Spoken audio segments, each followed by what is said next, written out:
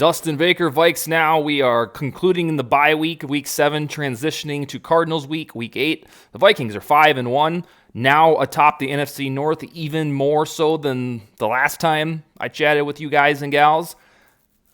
And that's because the Packers have somehow lost 3 in a row to teams that aren't titans of industry. I guess good football teams, and the Giants and the Jets, and flimsy team in the Taylor Heineke-led Washington Commanders. I don't know what's up with the Packers. It seems that Aaron Rodgers, he's my age, has kind of hit a wall. I'm sure he'll bounce back, but we'll see if it's good enough to rectify their season. The problem with the Packers, I tweeted this, isn't that they're incapable of turning it around. It's that 7 of their games left are against the Bills, the Rams, the Titans, the Eagles, the Vikings. And there's one other one that's tricky as well. So their schedule isn't easy to get rolling again. They were supposed to take care of business against the 2 New York teams, bash the Commanders, and beat the usual Packers. But they're not. Therefore, the Vikings are in a good spot to win the division, to host a home playoff game for the first time since 2017. And I know mentioning that's premature because we still have the feeling of 2016 deep in our souls. However, mathematically, that is unlikely to happen again, and I'm going to keep saying that the Vikings are in the driver's seat to host a home playoff game until they're not, because that's the way it is. You shouldn't just live your life thinking their bitches are going to collapse like they did in 2016. That probably won't happen. If it does, poo-poo on me. But right now, they're in a fantastic spot, chiefly because they've won 5 games, most of them squeakers, and their chief rival, the Packers, has plummeted for no good reason. That's enough chat about the Packers. Let's talk about the things that the Vikings do wonderfully through 6 games. On Friday, I chatted about the naughty stuff, the stuff that they do poorly, so hopefully you took that to heart. But true to form, this is not a negative Nancy clickbait show. I'm going to go through the negatives, or at least we did that Friday, and now I'm going to go through the glorious stuff. And I will explain 7-8 things that this team is doing well and should continue in order to achieve that home playoff game that you so covet. The first one, I've talked about this before on the show. I've tweeted about a bunch, and it's very important. It's that the Vikings now, because bye weeks have started, per game have the fewest penalties in the NFL. And of course, because they've played one less game than most, they have the fewest penalty yards in general. But also, per game, the Vikings have the fewest penalty yards, 31 per contest, and that enables a team that is not always proficient on offense and defense to continue ticking, to be in the mix in the fourth quarter when they suddenly show up, and boom, be 5-1. One of the reasons that this is particularly important, it would be a wonderful, beautiful thing for any football team, is that these Vikings are led by a first-year head coach. This guy isn't supposed to have a disciplined football team yet. He's in his, Kevin O'Connell, he's in his first stretch of 6 games. Somehow, someway, his Vikings are the least penalized team in football per penalty yards. That's a big damn deal, and typically, teams that are disciplined like that, whether it's a coach who's been around as long as Belichick or it's O'Connell in his first year, they get to the postseason. They're relevant.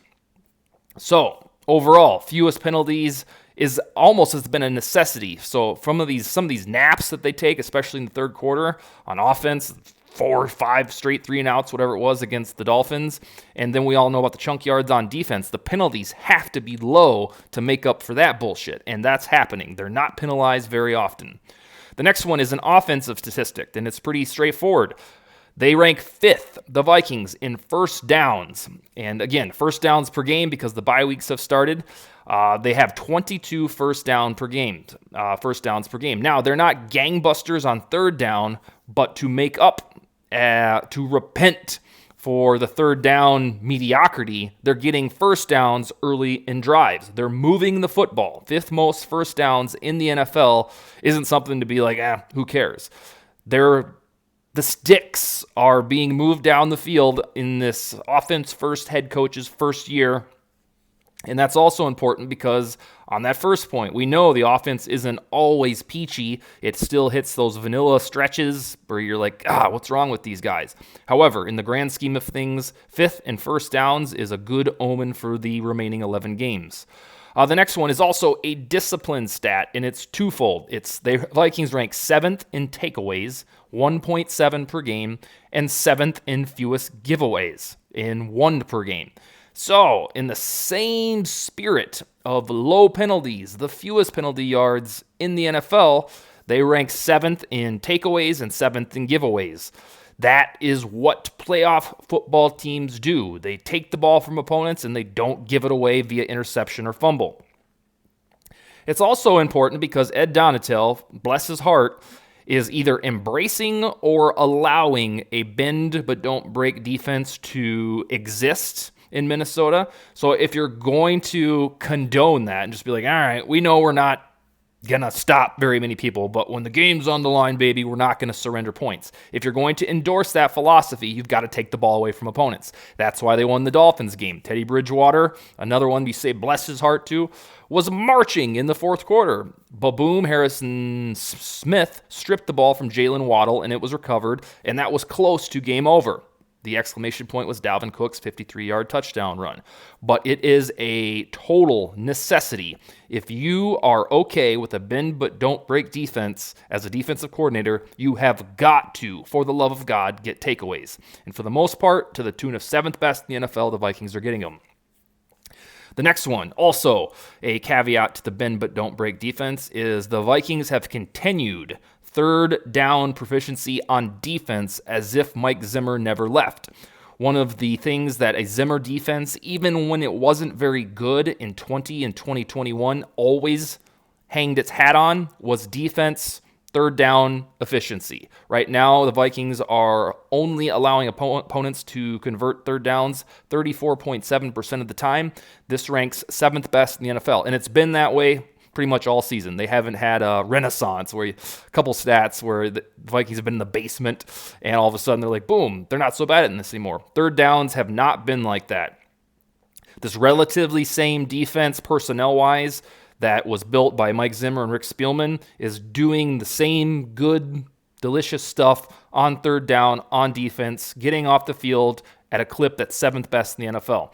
That's important, just like the takeaways, because if you're going to just surrender oodles of yards, let teams walk up and down the field the first to the third quarter, then you've got to clamp down on third down, and that's what they're doing. The next one is, I don't know if, how can I phrase this so that, all right, so the change of pace on offense in passing the ball, let's put it that way.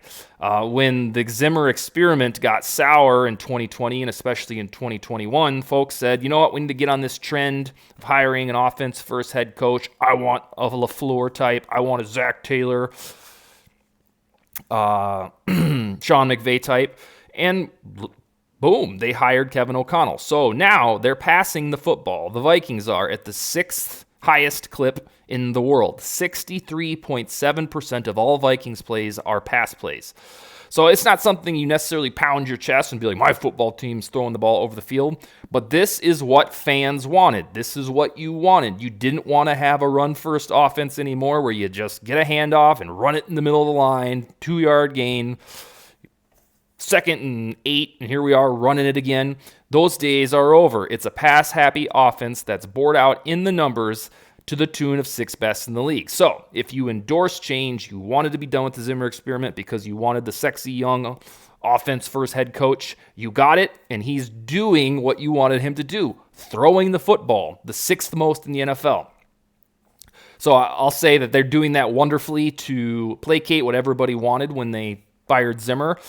They should probably balance it out a little bit more to run the football, especially when you have Dalvin Cook and Alexander Mattison, because in the playoffs, you need to be able to run the football. I do not care how much of a boomer that makes me sound like. That's how it works. Statistically, you don't have to start the game by running the football like it's 1986. However, to close out games, running the football is vital. And I would hope the Vikings get the message, and I'm sure that they will, because right now they're throwing the ball 64% of the time. All right, I got about 3 more for you guys. This one, I took great pleasure typing on my notes for this show. It is per Pro Football Focus. As of last week, the Vikings didn't play this weekend. They rank 11th in the NFL for offensive line proficiency per Pro Football Focus. Now, if you aren't a Vikings fan, you're watching the show, you stumble upon my ass for no good reason. You were like, God, this moron is proud of the 11th best line. He calls that wonderful. Yes, I am indeed proud that the Vikings have the 11th best offensive line of football, because since Bryant McKinney and Steve Hutchinson left the team a decade ago, this stat always lived in the basement for the Vikings. It was a complete twilight zone. If it was for me, I know it was for you. Every Sunday, whether I'm at the game or I'm sitting in my living room, I'm thinking, oh, God, they can't protect this quarterback, whether it's Kirk Cousins, Teddy Bridgewater, Case Keenum. Nobody in Egan got the memo that pass protection mattered. Spielman left the building, so did Mike Zimmer. Insert Kwesi Adofo-Mensah and Kevin O'Connell. Wouldn't you know it, about 9 months later, they have the 11th best offensive line in football through 7 weeks. Yes, I'm going to build the statue for that because we've been clamoring for it for a decade. So I call it wonderful. I call it blissful that the offensive line no longer lives in the cellar, and that is a prerequisite if you want to win a Super Bowl. You can't have a shitty offensive line and win a Super Bowl. Last year, the Bengals got beat, but I had to endure 2 weeks of, well, the Bengals have a shitty offensive line. They got to the Super Bowl. Yeah, it happened like once in 20 years. This bad offensive line somehow got to the Super Bowl. They had a lot of luck in that playoff run, but normally, all other circumstances, whether it's the Super Bowl winner, the Super Bowl runner-up, usually their offensive line, especially the pass protection, is good.